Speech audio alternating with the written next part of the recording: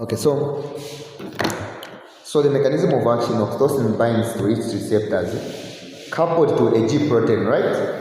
And activates phospholipase C enzyme, right? Which induces an increase in cytoplasmic calcium levels, and that in turn stimulates brain muscle contraction. You've seen it's a summary of what we've discussed. So whenever they say that oxytocin triggers inflammatory contraction, oxytocin, the mechanism of action, it can come even this year. You didn't see it, but she saw it. You guys wrote different papers.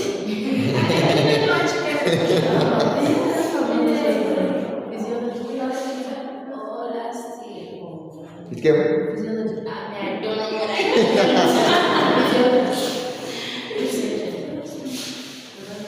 So you've seen. So that's the mechanism of action. The mechanism of action is that it's activating the GQ protein coupled receptor, which further activates the phospholipase C enzyme, which further cleaves or activates the phospholipase or converts the phospholipase into DAG and IP3. All those are going to lead to what? Increasing in the intracellular which is intracellular cytoplasmic calcium levels. That leads to calcium, to myometrial contraction, or to muscle contraction.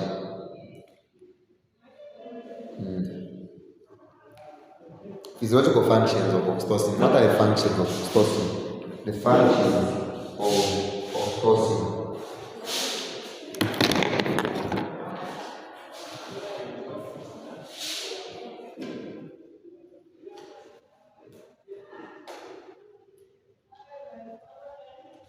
So functions of oxytocin.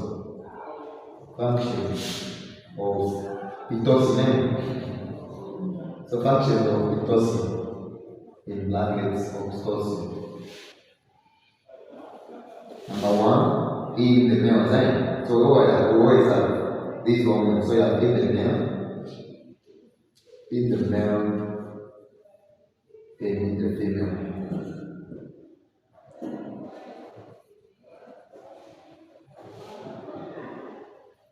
So in the males, contraction of smooth muscles in the vast difference to ejaculate semen, to release sperm. You have got what we call the vast difference. The vast difference are the ones that are located to the epididymis. You know the epididymis, the storage of the one that stores sperm. So it's more. How can I draw this part?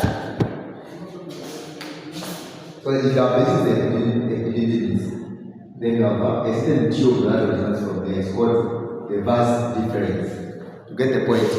So in the male, when oxytocin is produced, it binds on the same whatever, triggers the myoepithelial cells. The cells that bind this.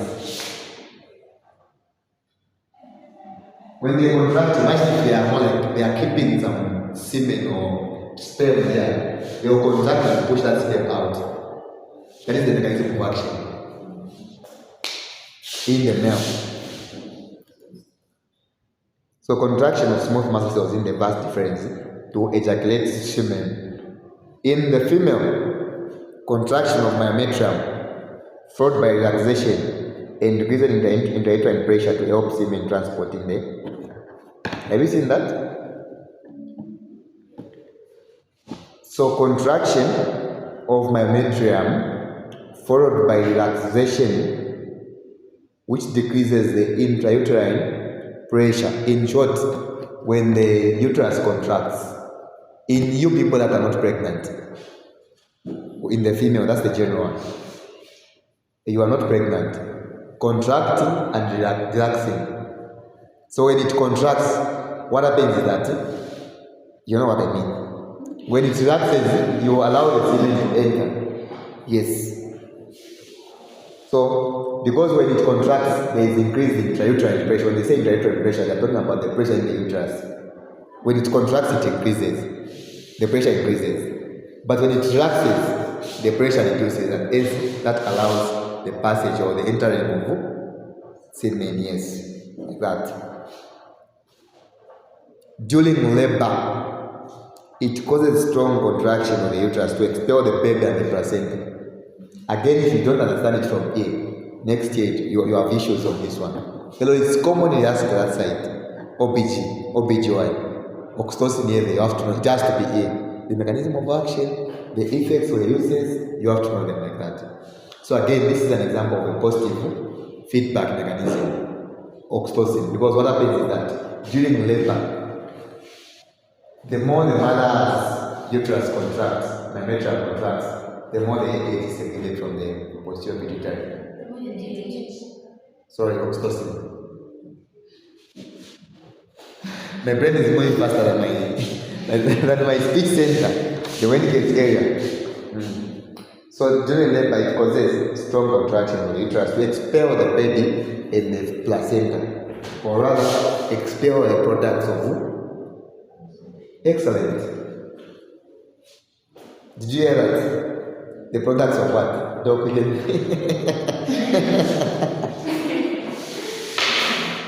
tell them? Do you know the products of conception? You know them, the products of conception. What is conception? It's fusion of the female gamete and the male gametes. That is called conception. So the products of that, the baby is one of the products. The placenta is a product. The membrane is a product of conception. So during labor, it causes strong contraction of the uterus. Remember, those products of conception are in the uterus. So when it contracts, it pushes those things out, expels them out. So during suckling, I talked about this one. It causes squeezing of milk from the breast alveoli into the large ducts and then the nipple. And that leads to milk ejection.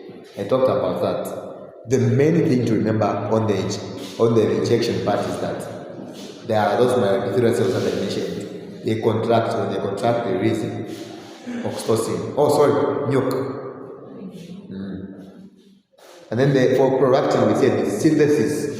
It's important in the synthesis or production of milk. That's prolactin. Meaning that if you have got a tumor that is secreting prolactin, you can be releasing milk as well, producing milk. You get the point. If you are not breastfeeding. Why? Because it's simple and straightforward. It's a physiology. So if a man like me has a prolactinoma, I can have even breasts. You get the point. That is called what? Breasts in the female. In the male. It's gynecomastia. Gynecomastia. So if there is a tumor that is producing a lot of prolactin, that prolactin can be, you can even have galactorrhea. Galactorrhea is what? Milk secretion, right? Why or not what? Yes. The breasts in girls, is it like actual female breasts? Yes. Regulation of secretion. How is it regulated? Meaning the things that stimulate it or inhibit it. So it is regulated through the neurohormonal reflex. You get the point? So meaning that the secretion there is dependent on the neurons and hormones. You get the point? Neurons and hormones. So, because guys, when the baby is in the mother's womb, what do you think is the connection between the mother's womb and the hypothalamus? That is why I told you they stretching the babies. The baby is a passage, it's a passage. While the mother is a passage. So is that stretch between the passage and the passenger?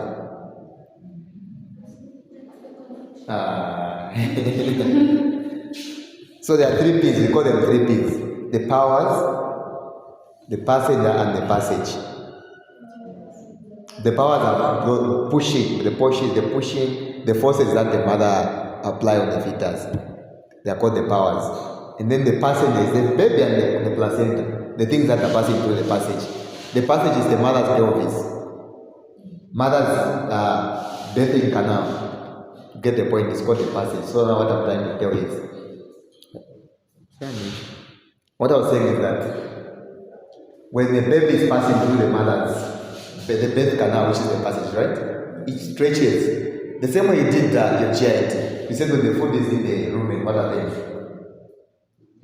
In the lumen, it more like stretches, distends the stomach and the legs. You get the point? The same way you discussed that, the same way this happens.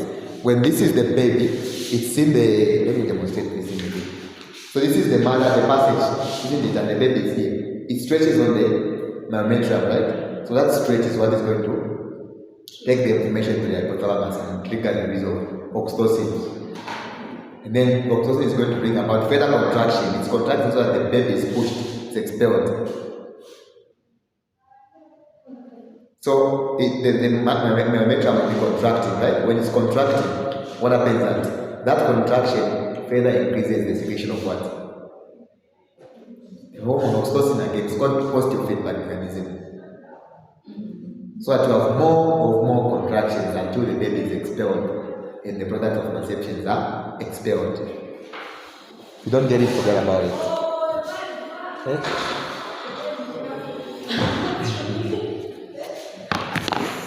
We are done. We are almost finishing. So you have stimulus. You have unconditioned stimulus and the conditioned stimulus. So for unconditioned stimulus, you have tactile receptor stimulations such as suckering. Because I told you that the oxytocin has got also the minimal effect on the, not minimal, it has effects on the ejection of milk, ejaculation, right? Myometrial contraction in the normal female. So what they are saying is that you have tactile receptor, tactile meaning mechanical receptors, suckering, genital stimulation oxytocin will be produced. And the cervical stretch during childbirth.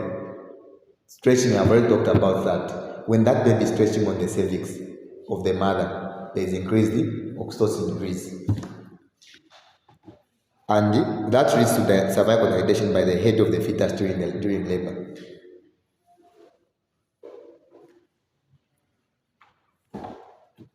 Because it's contracted this side, anyway, I don't want to go into OBGY, forget about it.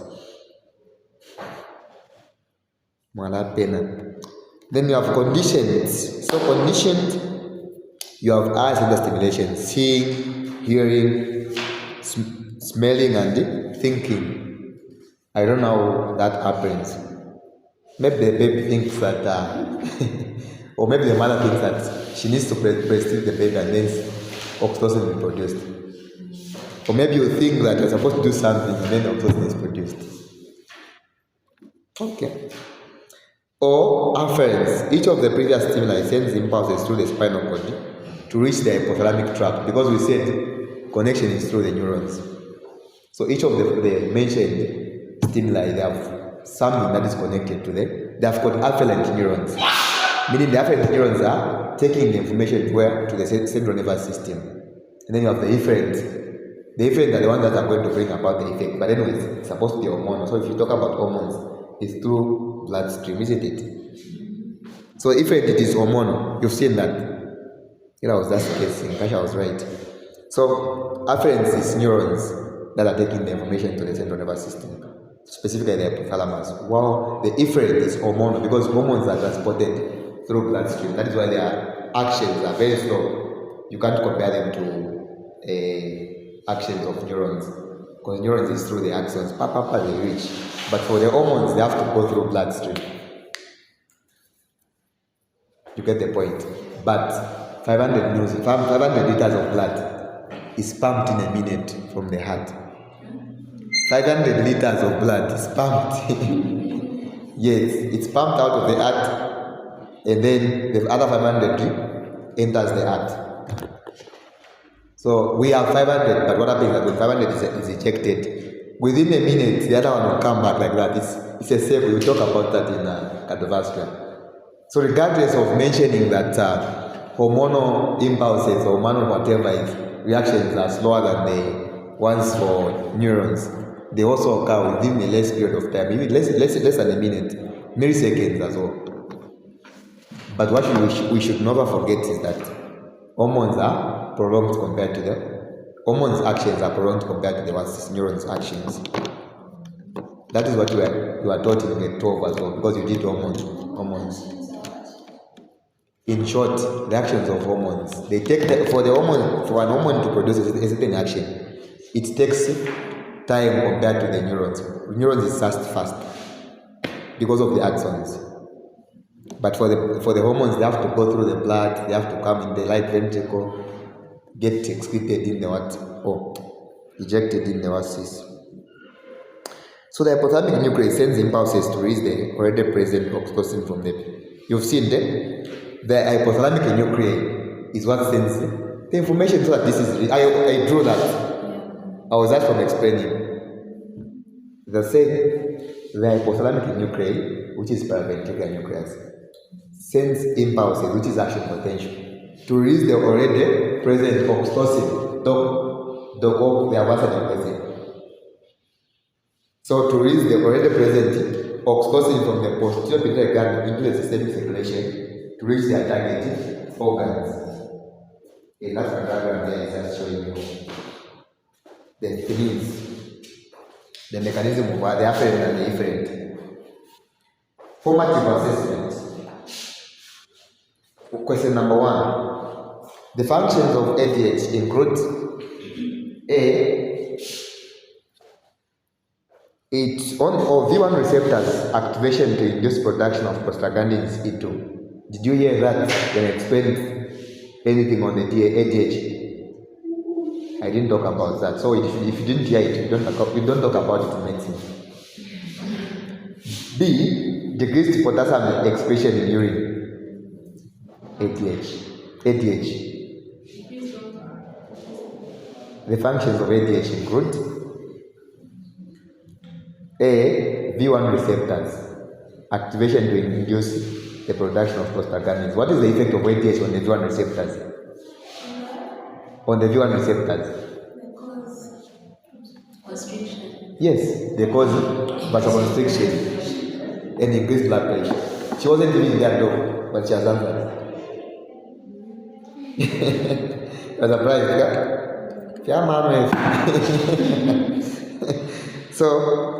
Yeah, So it's vasoconstriction. V1 receptor. The V1 receptors are located in the blood vessels. V2 on the kidneys. Are we together? B. Decreased potassium excretion in urine. It increases by reabsorbing water. Easy. You understand this properly when we do renal system, don't worry. That is not true. C. Insertion of aquaporin 2 channels into the distal tubules. Muna. You've seen I explained this. I said they're embedded somewhere. Yes. So insertion of aquaporin 2 channels into the distal tubules so that we absorb water back into your circulation. That's the correct answer there. V2 receptor stimulation in pituitary cortical. That's not correct. 2. Growth hormone.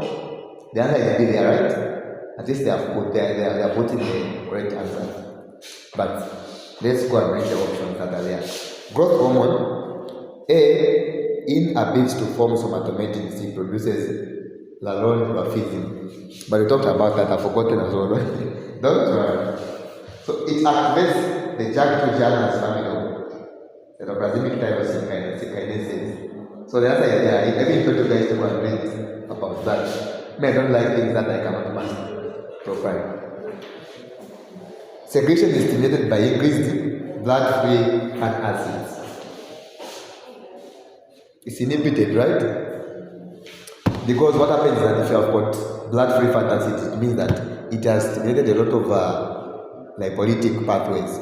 Because we said growth hormone is lipolytic, isn't it? So if it has lipolytic function, meaning that it will lead to increased levels of free fat acids in the blood, and hence that is going to inhibit growth hormone secretion. It's more like a regulatory mechanism. So if they are increased, it cannot be secreted. That option is not correct. It's all about understanding the physiology. It has a prolonged action while somatostatin has a short action. It's the opposite. And those factors are there in the same book. Somatostatin the answer is C, guys. Let's go to oxytocin. Question 4. So oxytocin A stimulates milk formation by the breast. Is that true, Dr. Mtin? Stimulates milk formation by the breast. It's prolactin that does that. What is the function of oxytocin on the breast? Muna.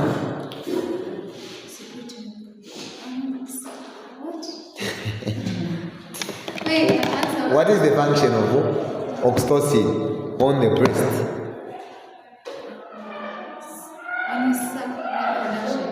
Milk what? Milk what? I'm not getting you. Doing something. So what happens? you are there, but you are not explaining what I want. So ejection of milk, right? Because it binds on the mitochondrial cells so that they contract and release milk. It's more like releasing milk so that milk can come out. Yes. So not formation. Formation is for prolactin. That's why I told you that if you have got hyperprolactinemia, what happens that even a man is going to be milk, yes. So release is initiated by action potentials generated in the magnocellular neurons. You get the point? Doc will hope this was your question. Release magnocellular. What are magnocellular? The magnocellular cells they talk about are the nuclei that are located in the hypothalamus. But the ventricular, those are called magnocellular cells. So I talked about this.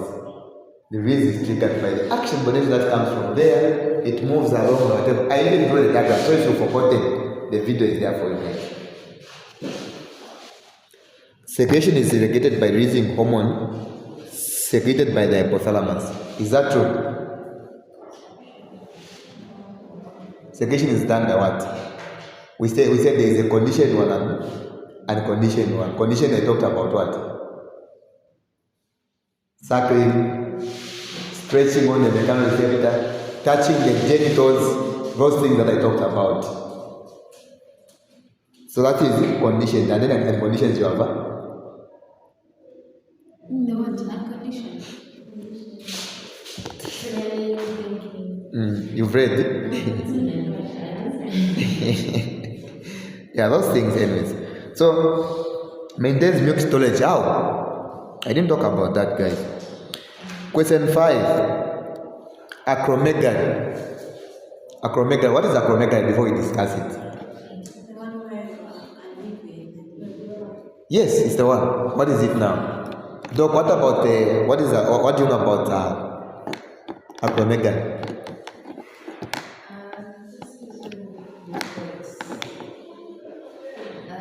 growth hormones are being produced when you've already grown and you Yeah, that's the one. That is acromegaly. How about giantism? it's when you're maybe like a young child who's still growing but excess. Yeah, so that is the difference between acromegaly and gigantism or giantism. Are we together? So A is due to fibroblast growth factor receptor 3 gene autosomal dominant mutation. Is it because of mutation? It's not mutation. It produces excessive linear growth of bones. It's not linear. There is no proportion in acromegaly. The proportion is when in gigantism, that's where our proportion is. Endorphism, right? So the patient has prominent upper, superciliary ridges and protruded lower jaw. Protruded jaw is like this. Very big. Even my fingers, the fingers are big as well. That's the answer. Patient has complete blindness of the eye on the same side of the acidophil adenoma.